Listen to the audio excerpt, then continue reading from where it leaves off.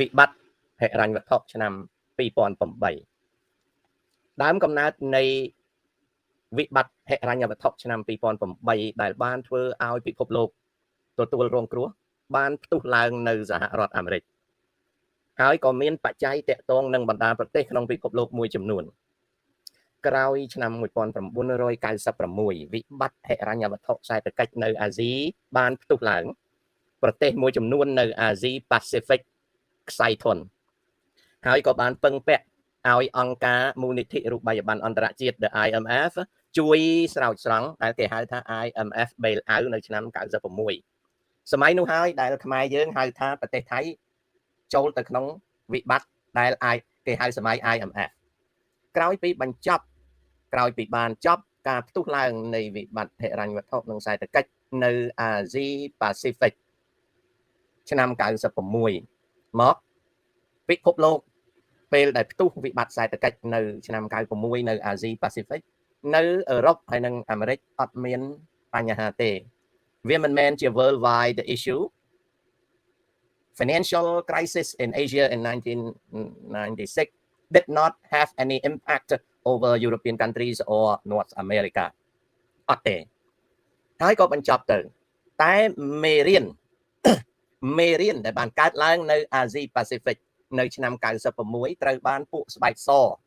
ជាពិសេសអាមេរិកាំងប្រងើយកន្តើយមិនយកជាគំរូវិបត្តិហិរញ្ញវត្ថុពិភពលោកទេផ្ទុយទៅវិញពួកស្បែកសដែលនៅក្នុងប្រទេសអភិវឌ្ឍន៍ចាត់ទុកថាជារឿងរបស់ពួកអាស៊ី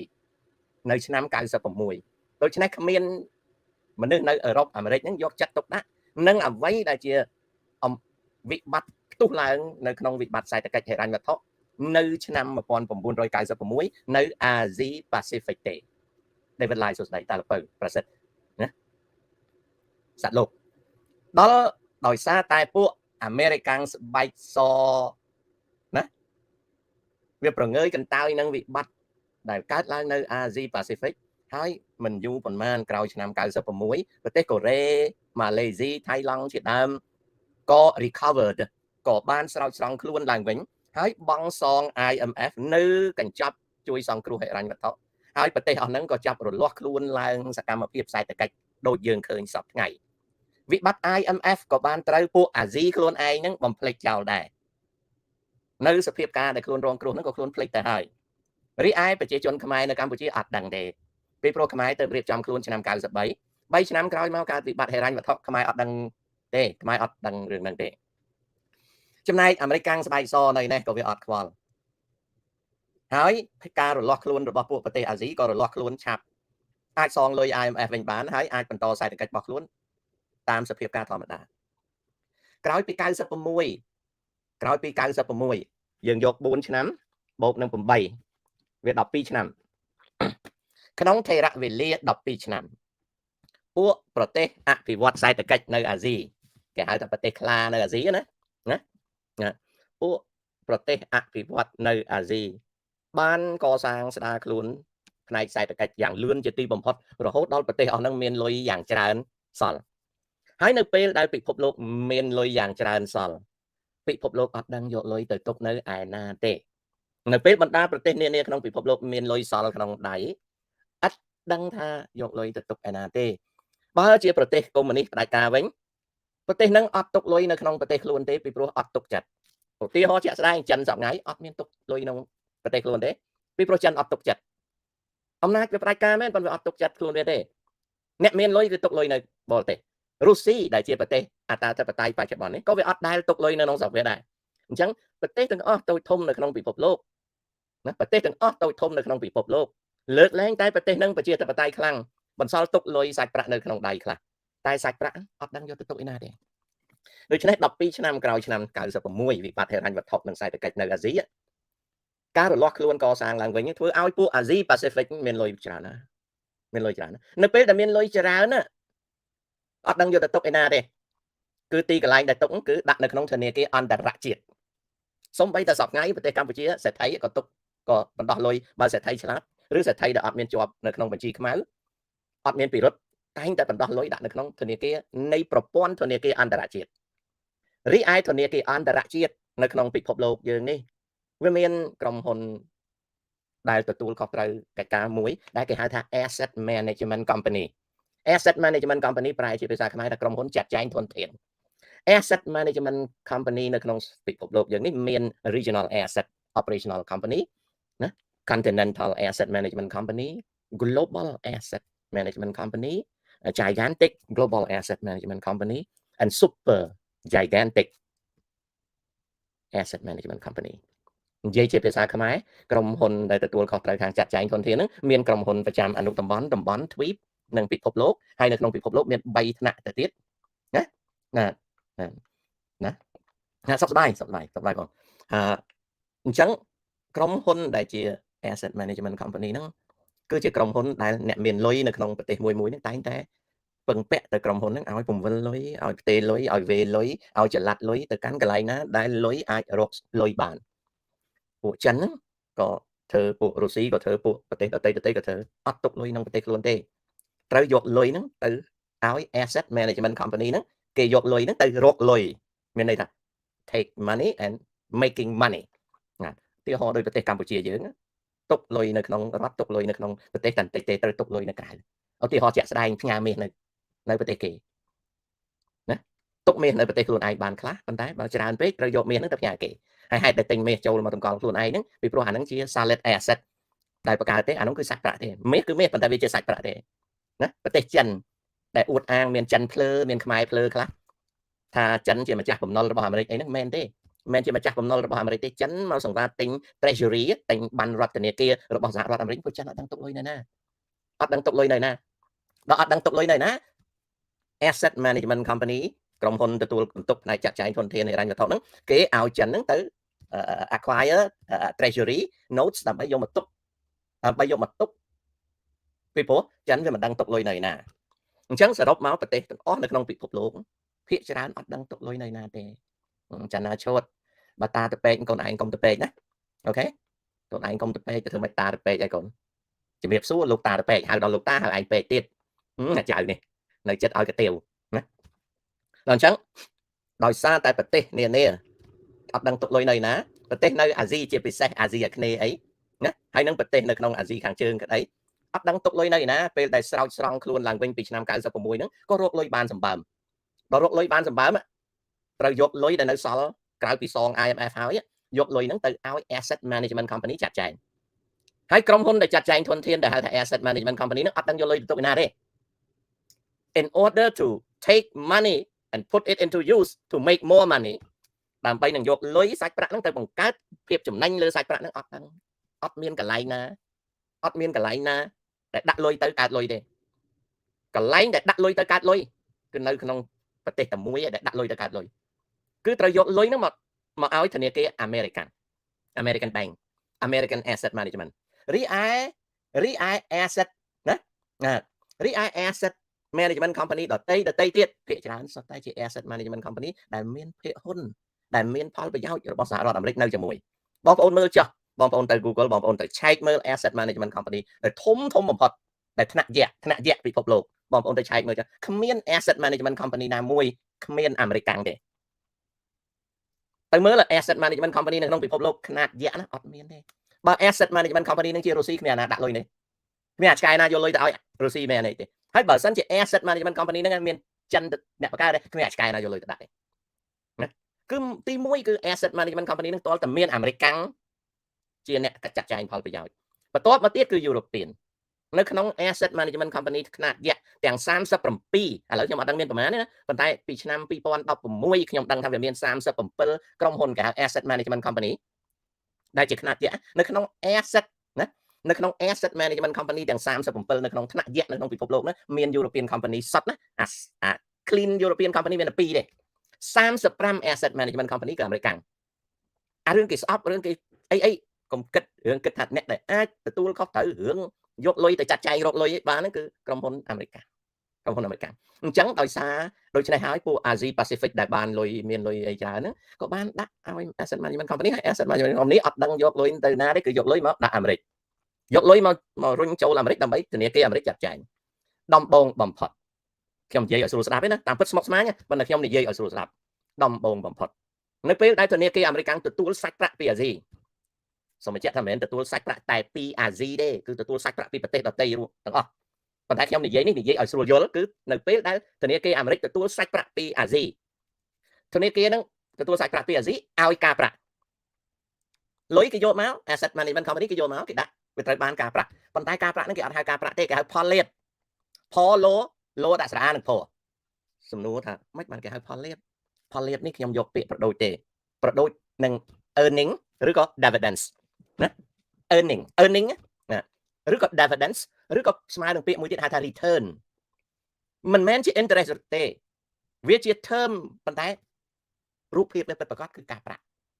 តែគេហៅវាថាផលលាភណាមនិតខ្ញុំមានតែប៉ុន្តែខ្ញុំជាមនុស្សខ្ជិលខ្ញុំមានបាញ់នៅក្នុងខ្មែរច្រើនពេញទូប៉ុន្តែខ្ជិលបើកអូខេនៅពេលហ្នឹងលុយដែលបញ្ជូនទៅឲ្យក្រុមហ៊ុនចាត់ចែងធនធានហ្នឹងក្រុមហ៊ុនចាត់ចែងធនធាននៅក្នុងតំបន់អាស៊ីប៉ាស៊ីហ្វិកនេះគេយកលុយហ្នឹងមកឲ្យធនាគារយក្សធំរបស់អាមេរិកណាយកមកឲ្យដើម្បីមករកស៊ីយកលុយមក make money នៅអាមេរិកដល់ពេលលុយវាទទួលច្រើនមកធនាគារអាមេរិកហ្នឹងក៏ចាប់ដើមចាត់ចែងលុយហ្នឹងជាផ្នែកធំគឺទំហំវា billion dollar ទំហំធំបន្ទាប់មកទៀតចាយជាទំហំតូចគឺ in hundreds of million dollars មានន័យថាទំហំ1000 លាននិងទំហំ100 លានគេចាយជាកញ្ចប់ចឹងណាដល់គេចាយជាកញ្ចប់គេចាយជា packages ចឹងទៅគេរុញលុយហ្នឹងទៅឧទាហរណ៍ថានៅក្នុងប្រទេសអឺរ៉ុបនៅក្នុងអឺរ៉ុបខាងលិចតើសេចក្តីត្រូវការផ្ទះសម្បែងមានប្រហែលខ្ញុំនិយាយឲ្យស្រួលស្ដាប់ឯណាតាមពិតវាស្មុគស្មាញណាតើសេចក្តីត្រូវការផ្ទះសម្បែងនៅក្នុងយុរ៉ុបវាត្រូវការនៅក្នុងអត្រាប្រមាណភាគរយហើយតើប្រាក់ចំណូលរបស់ជនអឺរ៉ុបហើយនឹងការសេចក្តីត្រូវការផ្ទះសម្បែងហ្នឹងវាសមរម្យនឹងវិនិយោគលើការកសាងផ្ទះសម្បែងឬអត់បើវាសមគេចែកកញ្ចប់លុយដែលទទួលពីអាស៊ីមកគេចែកកញ្ចប់លុយហ្នឹងទៅសាខារបស់គេដើម្បីគេធ្វើវិនិយោគលើសំណង់ផ្ទះសម្បែងនៅអឺរ៉ុបក៏ប៉ុន្តែនៅអឺរ៉ុបសេចក្តីត្រូវការនឹងការអភិវឌ្ឍផ្នែកផ្ទះសម្បែងវាទាបហើយវាបានផលលាភផលលោដាក់ស្រអានឹងផលវាបានផលលាភទាបវាមិនសូវបានច្រើនទេណារីឯប្រទេសចិនអីអញ្ចឹងបងប្អូនដឹងហើយណាដឹងមិនបានប្រទេសចិនមានគេហៅ real estate development ណា property development ណា housing development នៅស្រុកចិនតែគេមានហ្នឹងណាមិនមែនអាចិននឹងចេះធ្វើទេអាចិននឹងចេះធ្វើក្រោយទេណាវាធ្វើមិនចាញ់ទឹកទេគឺ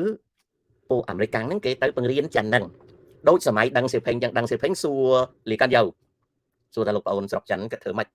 ដើម្បីដំណើរការទៅមុខនេះខ្ញុំវាមិនយល់ទេលីកាន់យ៉ូក៏ប្រាប់ទៅវិញថាលោកបងដៃដឹងសៀវភេងគាត់ថាដៃបង្កបង្កើនផលតាំងពី49មកអត់គ្រប់គ្រងប្រទេសបានទេបានលីកាន់យ៉ូគាត់ថាមែនទេបងដៃគឺជារបស់សំខាន់ណាដែលធ្វើឲ្យកើតទ្រព្យឲ្យកើតផលលាភនៅក្នុងស្រុកចិនណាអញ្ចឹងហើយដល់ពេលហ្នឹងអាមេរិកគេបើកស្រុកចិនតាំងពី73ក្រុមហ៊ុន asset management company ហ្នឹងគេ move investment គេ into China ដែលគេ initiate property development គេដឹងថាជនជាតិចិនខ្វះហេដ្ឋារចនាសម្ព័ន្ធខ្វះសំណង់ហេដ្ឋារចនាសម្ព័ន្ធខ្វះអីគេក៏រៀបចំដូចសពថ្ងៃចិនកំពុងតែ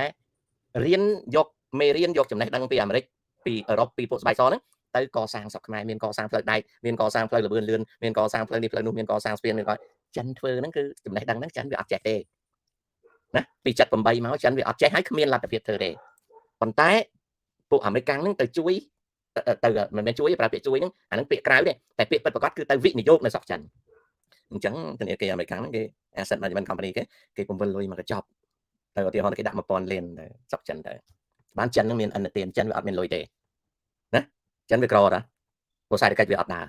ពី49មក78សេដ្ឋកិច្ចវាអត់ដើរទេដល់គេមើលទៅអឺរ៉ុបតើសេចក្តីត្រូវការផ្ទះសម្បែងហ្នឹងណាតែមិនចាប់ដើមនេះសរានសេដ្ឋកិច្ចផ្ទះសម្បែងយ៉ាងម៉េចគេពង្វិលលុយមកកញ្ចប់ទៅវិនិយោគអាហ្នឹងខ្ញុំនិយាយឲ្យស្រួលស្ដាប់បន្ទាប់មកទៀតគេមើលឃើញថាតើ housing demand សេចក្តីត្រូវការផ្ទះសម្បែងតើពិភពលោកមានប្រទេសណាដែលមាន housing demand គេមើលតាមការពិតនៅក្នុងពិភពលោកមានប្រទេសខ្លះមួយចំនួនត្រូវការផ្ទះសម្បែងណាក៏ប៉ុន្តែ financial regulation management political influence និង geography តំបន់ហ្នឹងវាអត់មានផលលាភមានន័យថាស្រុកហ្នឹងច្បាំងស្រុកហ្នឹងវាពុកលួយប៉ុន្តែវាមិននៅក្នុងកណ្ដាប់ដៃរបស់អាមេរិកអញ្ចឹងបើអាមេរិកយកលុយធនាគារអាមេរិកយកលុយទៅវិនិយោគនៅក្នុងប្រទេសហ្នឹងมันអាច secure มันអាចមានសន្តិសុខខ្ពស់ទេអាហ្នឹងគេហៅ high risk ណា high risk ភាពបថុយបឋានទៅខ្ពស់អញ្ចឹងលុយហ្នឹងក៏គេដាក់ដែរបើដាក់តិច អញ្ចឹងក្រោយពីគេមើលពិភពលោកទូទៅគេមើលឃើញថា housing demand ដែលសំខាន់ជាងគេដែលធំជាងគេអត់មាននៅប្រទេសណាទេគឺនៅ United States of America គឺនៅប្រទេសអាមេរិកបងប្អូនត្រូវជ្រាបណាប្រទេសណាក៏ត្រូវការផ្ទះសម្បែងដែរប៉ុន្តែវាពឹងទៅលើប្រាក់ចំណូលប្រជាជននិងវាពឹងទៅលើច្បាប់ហិរញ្ញវត្ថុនៃប្រទេសហ្នឹងនិងការទុកចិត្តដែលជា credit worthiness របស់ប្រទេសហ្នឹងអញ្ចឹងធនាគារអាមេរិកក៏ដាក់លុយរាប់ពាន់លានទៅលើការអភិវឌ្ឍផ្ទះសម្បែងអាមេរិកចាប់ពីហ្នឹងមកដាក់ខែមនៅពេលដែលកំពុងតែរៀបចំគំនិតសេវាកម្មហិរញ្ញវត្ថុដើម្បីរកផលលាភណាលុយនៅអាស៊ីច្រើនឡើងប្រជាជនអាស៊ីខំប្រឹង make money ដល់ប្រជាជនអាស៊ីខំប្រឹង make money ប្រទេសមួយហ្នឹងខំប្រឹងរុញលុយចូល asset management ដល់រុញលុយចូល asset management ច្រើនឡើងលុយ asset management ហ្នឹងខំប្រឹងរុញលុយចូលមកប្រព័ន្ធអាមេរិកនៅពេលហ្នឹងក្រោយឆ្នាំ1996 United States of America receive surpluses គឺបានទទួលលុយច្រើនណាស់អាមេរិកលុយគេប្រទេសណាក៏ចង់យកលុយមកដាក់អាមេរិកវិនិយោគដែរដល់អញ្ចឹងលុយច្រើនអញ្ចឹងទៅលុយហ្នឹងវាคล้ายទៅជារបស់ពីរយ៉ាងអាមួយគេហៅថា national អាមួយវាតកតងនឹងប្រទេសជាតិអាមួយទៀត private អាលុយហ្នឹងវាហូរចូលមកធនាគារអាមេរិកហ្នឹងវាវាយជាកញ្ចប់ពាន់លានកញ្ចប់100លានអញ្ចឹងវាចែកហ្នឹងខ្ញុំនិយាយឲ្យស្ដាប់ណាដល់វាចែកអញ្ចឹងវាកសាងផ្ទះសម្បែងកសាងអីអញ្ចឹងទៅវាជួយទៅខាងវិនិយោគអីទៅវាបង្កើតបាននៅគេហៅថាកញ្ចប់ credit ចាប់ពីឆ្នាំ96មកប្រទេសអាមេរិកណាកាលណាយើងទៅទិញអីវ៉ាន់នៅតាមហាងគេថាអ្នកឯង apply credit card ទៅណាត្រូវការរងចាំតែ10នាទីទេអ្នកឯង apply credit card ទៅបើអ្នកឯង apply credit card ឲ្យអ្នកឯងបាន credit line ហើយទំនិញដែលអ្នកឯងទិញនៅក្នុងហាងហ្នឹងគេចុះ 10% បងប្អូនអាមេរិកមានចាំទេ every time you go to store they ask you if you join the membership or you apply for credit card if you apply for credit card they offer you 10% discount អញ្ចឹងហាងនៅស្រុកអាមេរិកហ្នឹងចាប់ដើម promote អាហ្នឹង promote ថា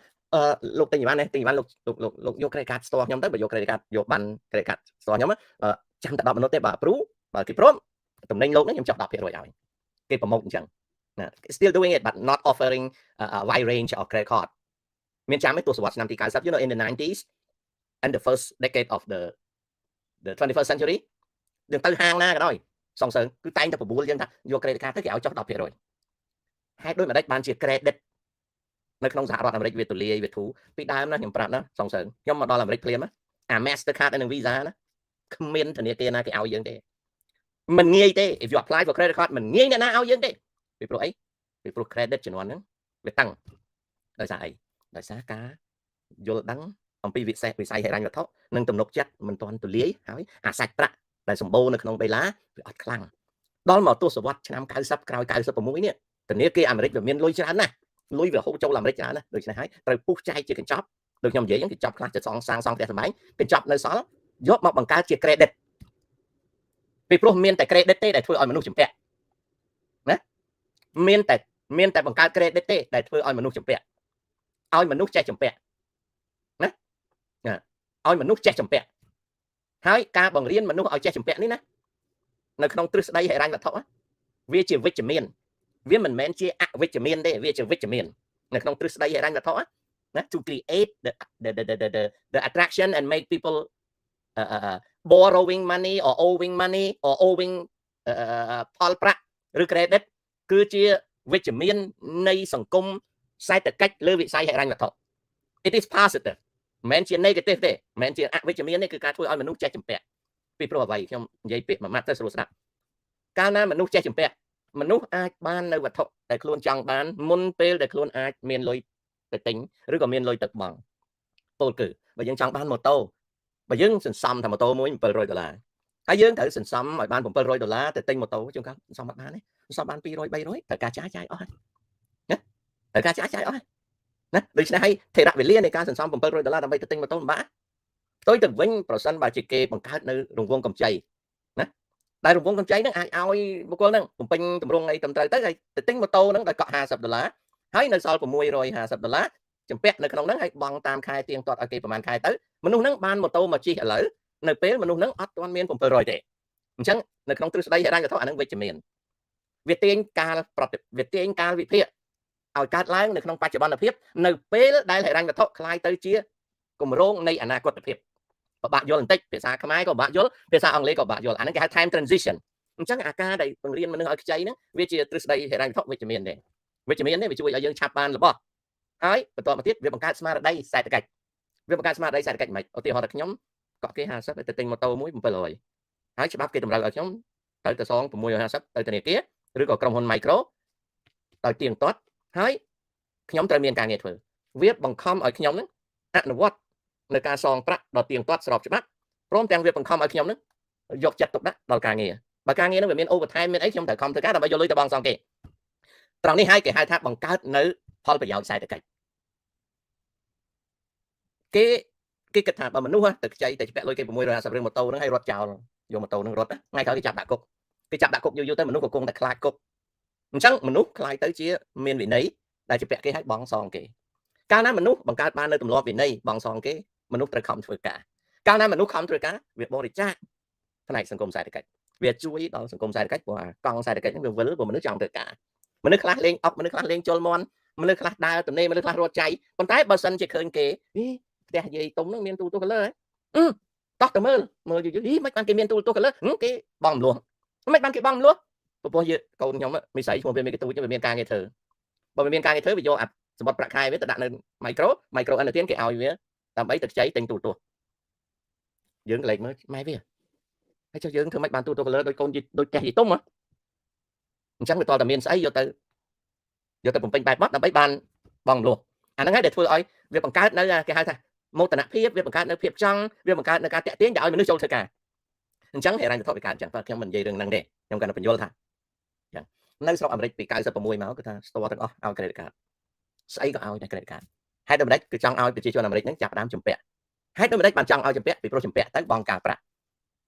ហើយការប្រាក់នោះក៏ខ្លាយទៅជាផលលាភដែលផលលាភនោះគេបណ្ដុំបានមានន័យថាគេប្រមូលវាបានទៅជាបណ្ដុំកើតទៅជាផលលាភថ្នាក់100លានដែលគេបង់ឲ្យម្ចាស់លុយនៅអាស៊ីដែលលុយនៅអាស៊ីហ្នឹងប្រគល់ទៅឲ្យ asset management company ហ្នឹងគេយកលុយទៅណាអ្នកនោះអត់ដឹងទេប៉ុន្តែលុយមកនៅអាមេរិក asset management company គេដឹងថាបានឯងដាក់100លានឲ្យខ្ញុំចាត់ចែងណាលោកសុកសកុនឥឡូវលោកមាន100លានលោកអត់ដឹងថាប្រើប្រាស់អីទេលោកទី1លក្ខខណ្ឌលោកត្រូវដឹងណា100លាននេះលោកដកវិញអត់បានទេណា minimum យ៉ាងហោចណាស់លោកទុក10ឆ្នាំនៅក្នុងដៃខ្ញុំ10ឆ្នាំណាហើយលោកដាក់លុយ100លាននេះលោកត្រូវលោកអត់ដកវិញទេអត់ដកយកទៅប្រើវិញទេ100លាននេះលោកទុក10ឆ្នាំដើម្បីធានាសុវត្ថិភាពលុយ100លានរបស់លោកមានក្រុមហ៊ុនធានារ៉ាប់រងលើក្បាលខ្ញុំថាបើក្រុមហ៊ុនខ្ញុំចាត់ចែងធនធាននោះវាលំ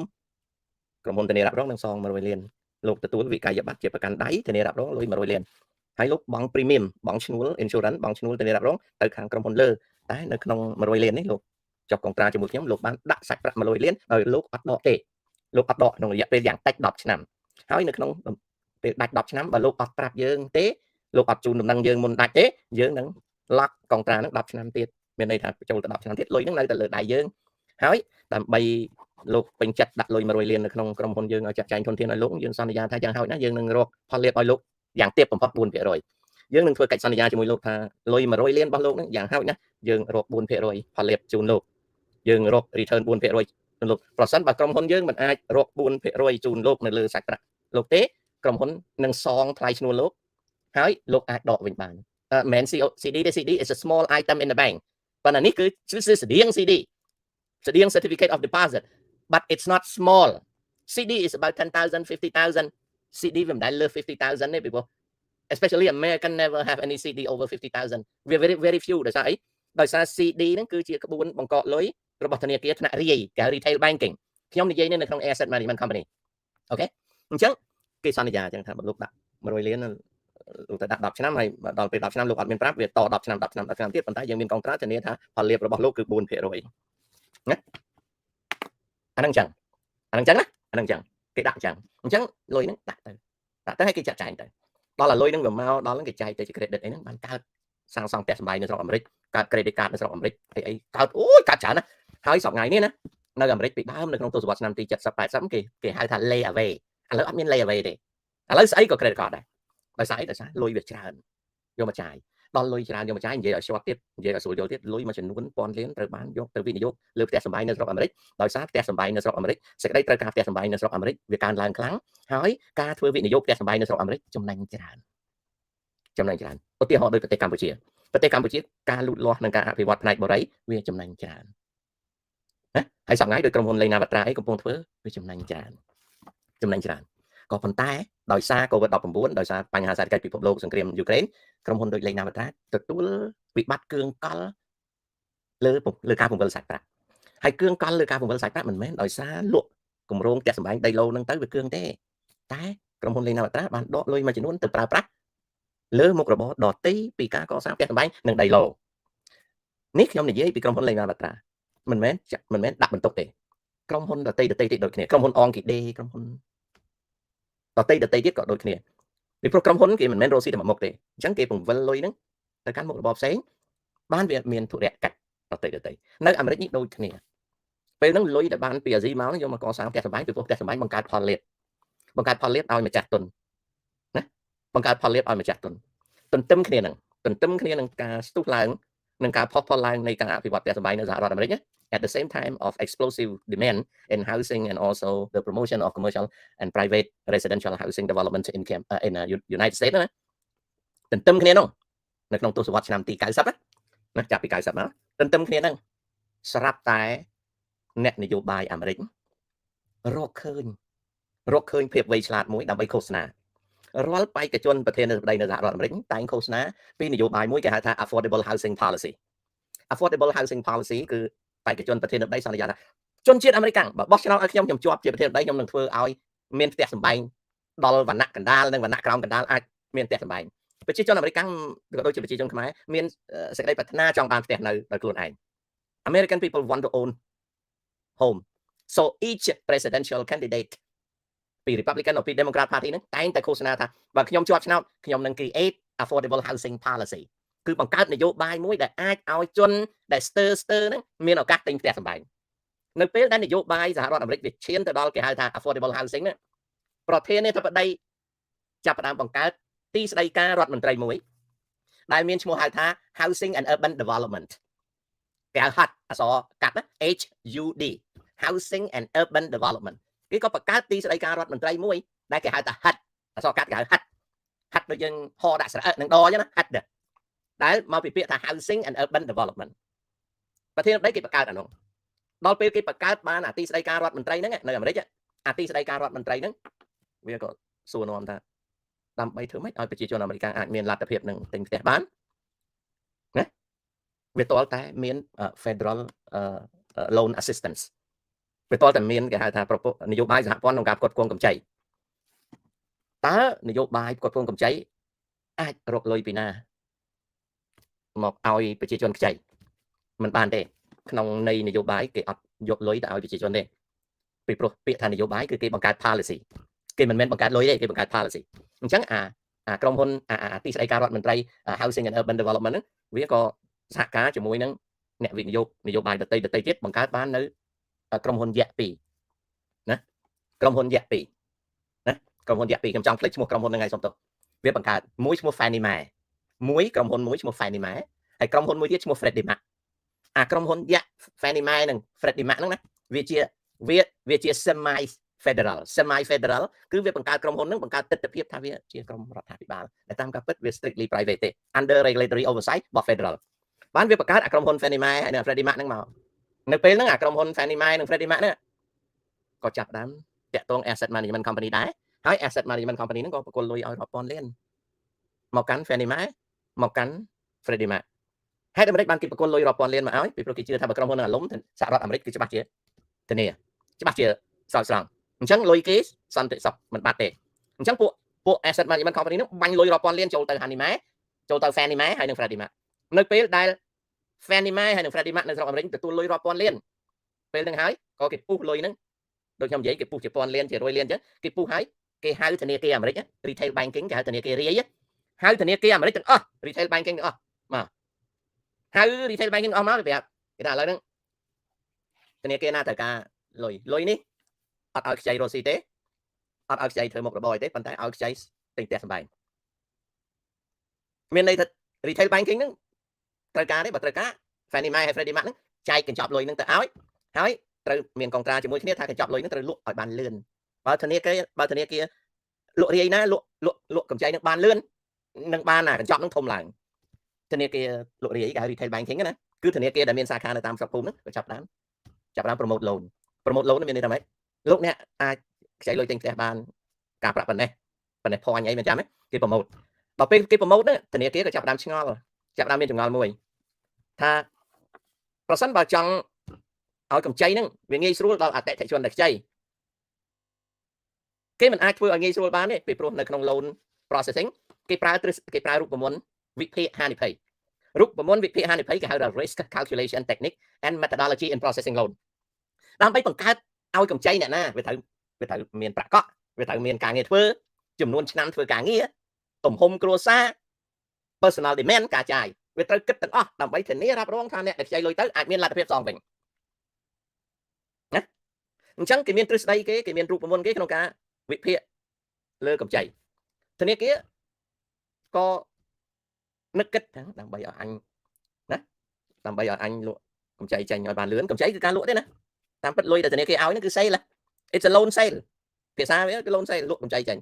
អញ្ចឹងដើម្បីលក់កម្ចីហ្នឹងឲ្យចេញបានលឿនតែធ្វើម៉េចត្រូវដូររូបមន្តប្រែជាភាសាខ្មែរថាបន្ធូរបន្ថយអ្នកខ្ចីហ្នឹងណាបងប្អូនមានចាំទេនៅអាមេរិកពីដើមយើងចង់ទិញផ្ទះកក់ 30% ណាអត់មានទេអាកក់ 5% អត់មានទេឥឡូវណាផ្ទះអត់ចាំបាច់កក់ក៏មានដែរយើងមិនបាច់កក់លុយទេក៏យើងទិញផ្ទះបានដែរណាពីដើមជំនាន់ខ្ញុំទិញផ្ទះលើកទី1កក់ 30% អញ្ចឹងដោយសាររូបមន្តហ្នឹងគេដូររូបមន្តគេបន្ធូរបន្ថយនៅពេលគេដូររូបមន្តគេអត់អាចដូរបានទេគេត្រូវយករូបមន្ត loan processing methodology and formula ហ្នឹងទៅ seek approval from banking oversight គណៈកម្មការទទួលខុសត្រូវខាងធនាគារអាពួកហ្នឹងសិស្សពួកអ្នកនយោបាយអញ្ចឹងដល់យកទៅប្រាប់ពួកហ្នឹងធនាគារនៅអាមេរិកប្រាប់ពួកហ្នឹងថាដើម្បីឲ្យគេខ្ចីបានលឿនដល់បធូរហើយអ្នកនយោបាយវាមានលុយម៉ែវាណាដើម្បីស្លឹកឆ្នោតវាបធូរដល់បធូរទៅគេបន្ទុកគេឲ្យអាក្រុមហ៊ុនយៈពីរ Fannie Mae ហើយ Freddie Mac ហ្នឹងចាប់ដើម promotion ថាបើធនាគារណាប្រើរូបមន្តនេះអញឲ្យលុយច្រើនបើនៅប្រើរូបមន្តចាស់អញឲ្យលុយតិចដោយសារអីដោយសារទីស្តីការរដ្ឋមន្ត្រីហិតណា Housing and Urban Development គេណែនាំមកគេថានេះដើម្បីបោះកម្ចីឲ្យបានលឿនត្រូវបន្ធូរអញ្ចឹងធនាគារក៏បន្ធូរដើម្បីបោះកម្ចីគឺនៅពេលនោះហើយដែល loan សម្រាប់ទិញផ្ទះคล้ายទៅជាទីផ្សារមួយផុតផុលខ្លាំងមែនតើនឹងហើយដែលធ្វើឲ្យអាមេរិកចាប់ដើមមានផ្ទះនៅច្រើនគ្នាណាតែទន្ទឹមគ្នានឹងអាមេរិកមានផ្ទះនៅច្រើនគ្នាហានិភ័យក៏បានកើតឡើងគ្រោះថ្នាក់មួយកើតឡើងគឺអ្នកដែលខ្ចីលុយនឹងអត់មានលទ្ធភាពសងទេយោងទៅតាមទ្រឹស្ដីនិងរូបមន្តថ្មីម្ចាស់កូនបំណុលអត់មានលុយសងទេ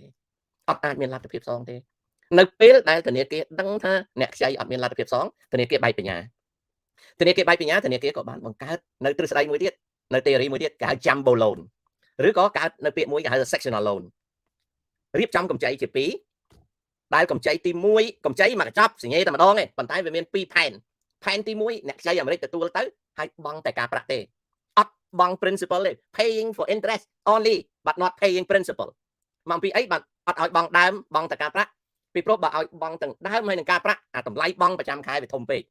អា monthly payment នោះវា very very big so in order to make monthly payment affordable the loan is sectional into two parts ហើយ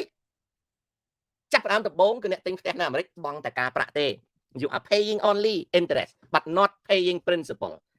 until a certain period បាន principal ហើយនឹង interest វា kick in អ្នកទិញផ្ទះទាំងអស់អត់មានអ្នកណាយល់អំពីរឿងហ្នឹងទេទាំងខ្ញុំទាំងអ្នកណាក៏ដោយចង់អ្នកហ្នឹងជាវិស្វករជា doctor ជាអ្នកវិទ្យាសាស្ត្រជាអ្នកប្រាជ្ញកណ្ដឹងហយអីក៏ដោយក៏គ្មានអ្នកណាយល់ដែរពីព្រោះអានោះសំបីតែយើងរៀនខាង finance ក៏យើងអត់យល់ដែរពីព្រោះវាជាទ្រឹស្ដីដែលគេបង្កើតនៅក្នុងពិភពហិរញ្ញវត្ថុមិនងាយអ្នកណាយល់ទេរបស់នឹងកើតនៅក្រៅសាលាគឺជាគ្រឹះនៃការចេះដឹងផ្នែកហិរញ្ញវត្ថុប៉ុន្តែវណ្ណកម្មហិរញ្ញវត្ថុវាកើតឡើងនៅក្នុងការប្រតិបត្តិនៃមុខរបរធនាគារអញ្ចឹង the creation of such a loan តែក្រោយមកគេដាក់ឈ្មោះវា jumbo loan បងប្អូននៅអាមេរិកស្គាល់ហើយ jumbo loan ឮយ៉ាងហោចណាស់ក៏ឮសូរឈ្មោះពាក្យ jumbo loan ដែរណានៅពេលនោះកលេចទៅអ្នកសង់ផ្ទះវិញម្ដងអ្នកសង់ផ្ទះនៅស្រុកអាមេរិកគេហៅ builder ណា builder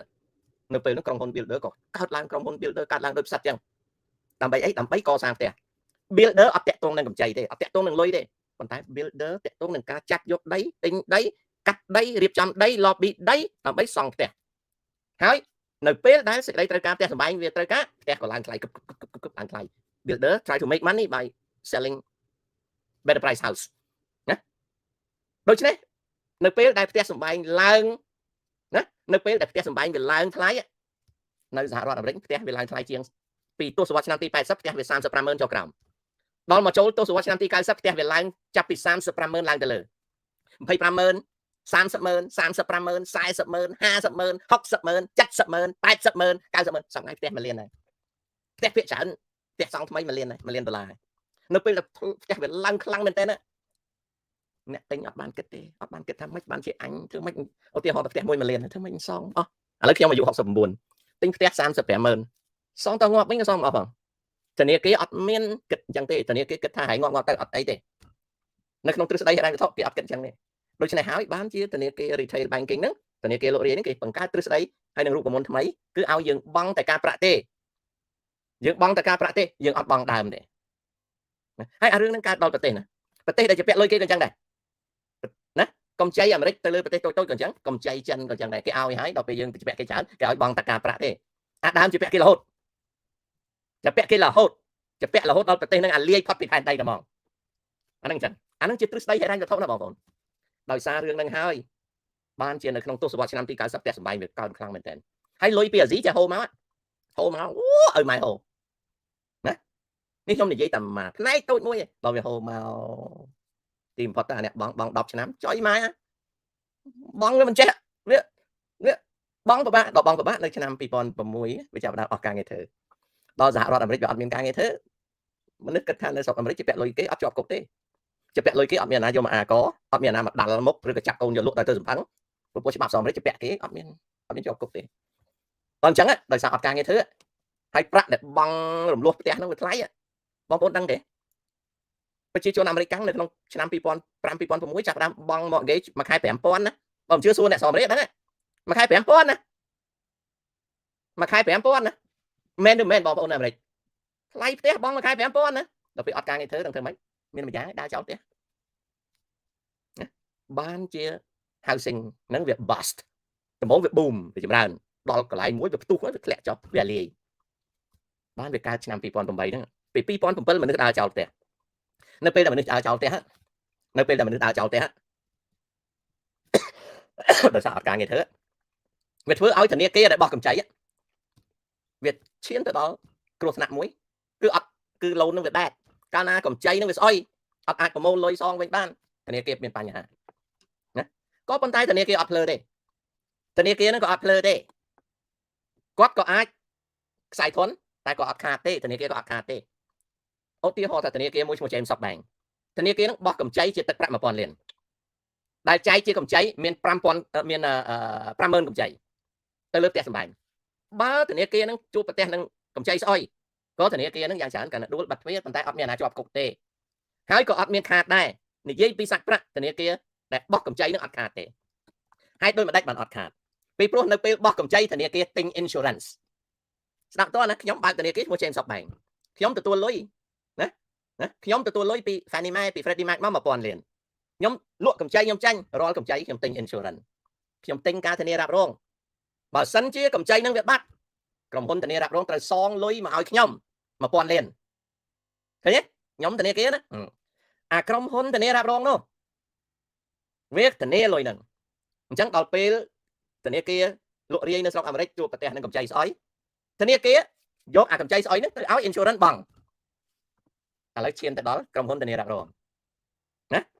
ក្រុមហ៊ុនធានារ៉ាប់រងនោះវាពិតជាធានារ៉ាប់រងហើយប៉ុន្តែនៅពេលដែលអ្នកដែលវាធានាហ្នឹងជួបប្រទះនឹងកម្ចីស្អុយស្មើគ្នាទៀងពេលគ្នាមនុស្សដែលទិញ insurance ទាំងអស់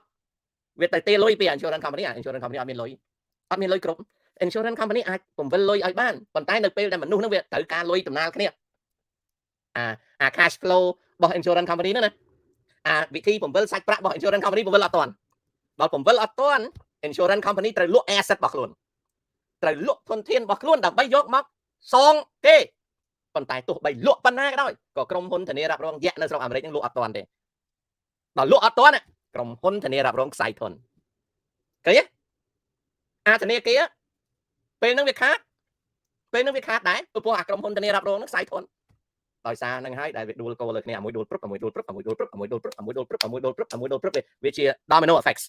ណាវាដូចជា domino អញ្ចឹងវាបញ្យលទៅវាដួលជាមួយគ្នានៅពេលក្រុមហ៊ុនឯកជនទាំងអស់នៅក្នុងវិថីហិរញ្ញវត្ថុជួបប្រទះនឹងស្អុយបញ្ហាដួលរលំអត់មានអ្នកណាមកជួយបានទេមានតែ Federal Government មានតែរដ្ឋាភិបាលទេ សួរថារដ្ឋាភិបាលត្រូវធានាទេអត់ធានាទេរដ្ឋាភិបាលអត់មានធានារ៉ាប់រងទេចុះមិនបានរដ្ឋាភិបាលត្រូវអន្តរាគមន៍ពីព្រោះបើមិនអន្តរាគមន៍ទេអាលំប្រទេសអាលំហិរញ្ញវត្ថុប្រទេស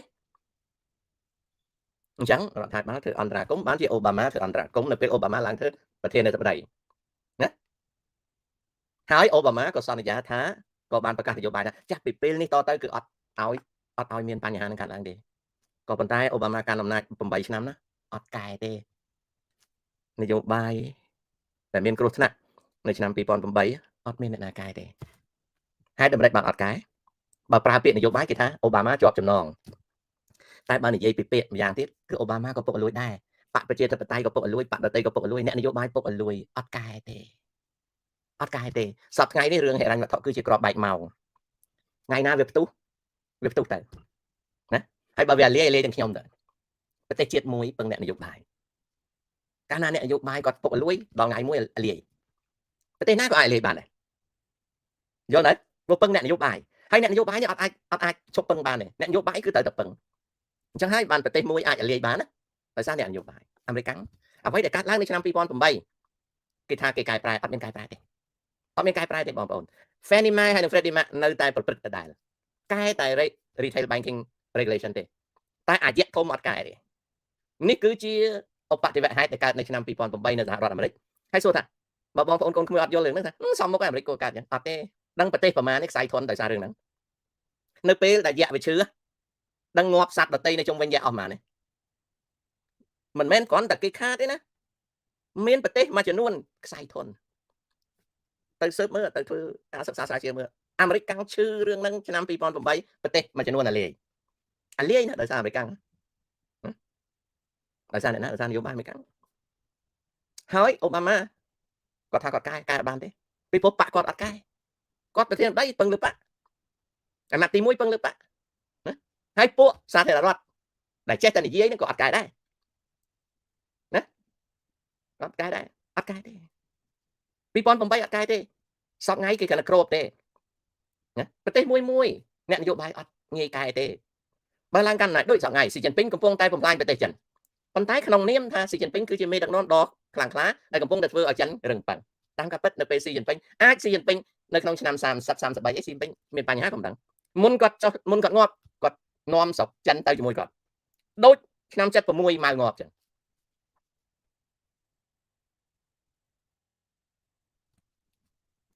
សុំឲ្យយល់ពិភពលោកពិបាកណាស់ខ្ញុំនៅអាមេរិកខ្ញុំនិយាយរឿងហ្នឹងឲ្យស្ដាប់បើអាមេរិកកាំងអ្នកនយោបាយវាធ្វើឲ្យលាយស្រុកលាយហើយធ្វើម៉េចពីព្រោះយើងពឹងអ្នកនយោបាយ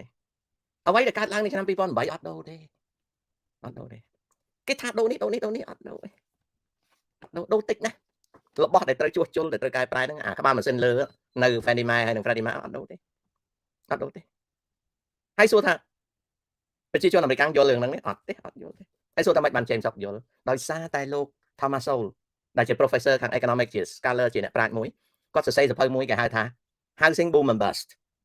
គាត់សួរថាតើមនុស្សប្រមាណអ្នកអានសៀវភៅគាត់បន្ទាប់មកទៀតមនុស្សប្រមាណអ្នកទទួលជឿលើការវិភាគសេដ្ឋកិច្ចហិរញ្ញវត្ថុរបស់គាត់អត់ទេមនុស្សនៅសហរដ្ឋអាមេរិក240លានអ្នកក៏ដូចជាអ្នកនៅស្រុកខ្មែរដែរក្បាលអាណាសក់អាហ្នឹងអញ្ចឹងរឿងដែលកើតឡើងនៅឆ្នាំ2008បើវាកើតឡើងម្ដងទៀតនៅអាមេរិកអាលាយស្រុកគេដទៃហើយបើវាកើតឡើងធំមែនតើអាមេរិកដោះស្រាយមិនរួចសង្គ្រាមចុះយៈឈឺធម្មតាយៈការក្រៅខ្លួនយៈតែងក៏វាដៃទៅងាប់អ្នកនៅជុំវិញយៈតែបើយៈឃ្លានបាយអត់អីស៊ីចំណៃតែយៈធ្លាប់ស៊ីធម្មតាអត់មានអីស៊ីយៈហៅអ្នកមានទាំងអស់ហ្នឹងឲ្យយៈស៊ីតែបើយៈស៊ីហើយមិនឆ្អែតយៈស៊ីទាំងមនុស្សទៀតគឺសង្គ្រាម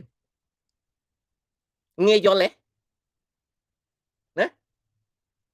ងាយយល់ទេនេះតាមការពិតរឿងនេះស្មុគស្មាញណាមែនតើប៉ុន្តែខ្ញុំនិយាយឲ្យងាយយល់យៈណាបើអត់អីស៊ីយើងត្រូវតែឲ្យយៈស៊ីយើងបេះពីមាត់ពីកឲ្យយៈស៊ីណាយៈក្រៅខ្លួនយៈអន្ទះសាយៈកវិដៃអានៅចិត្តខាងហ្នឹងងាប់តែបើយៈអត់អីស៊ីមែនតើយៈស៊ីនឹងក្បាលយើងទៀតព្រោះគាត់ជាយៈបងប្អូនឆ្លើយខ្ញុំទៅបើយៈកាំងហ្នឹងគាត់ពិតជា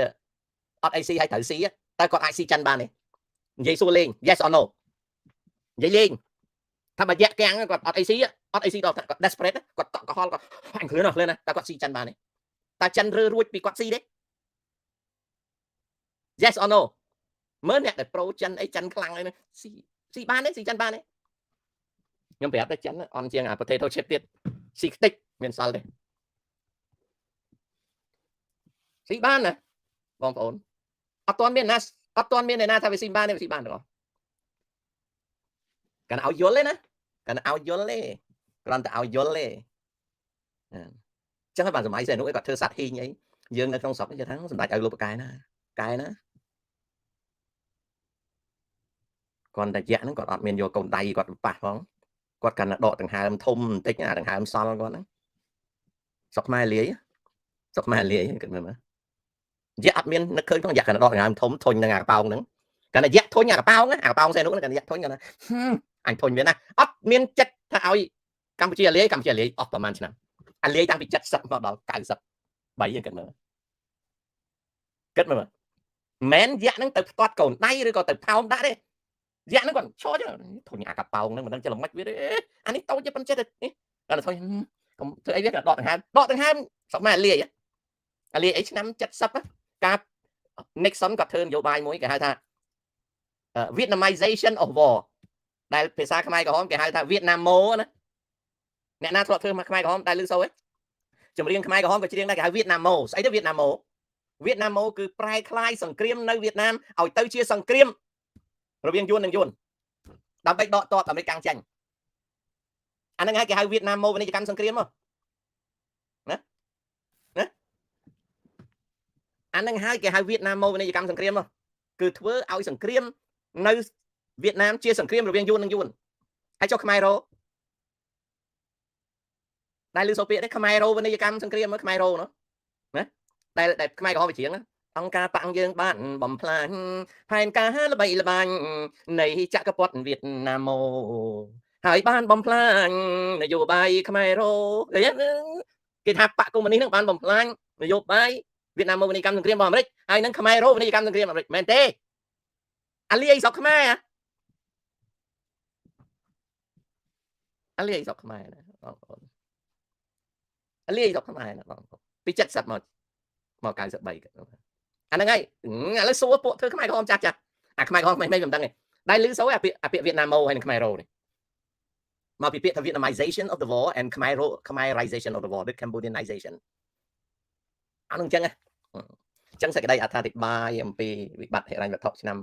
2008សង្ខេបបែបខ្លីសូមចប់តែប៉ុណ្្នឹង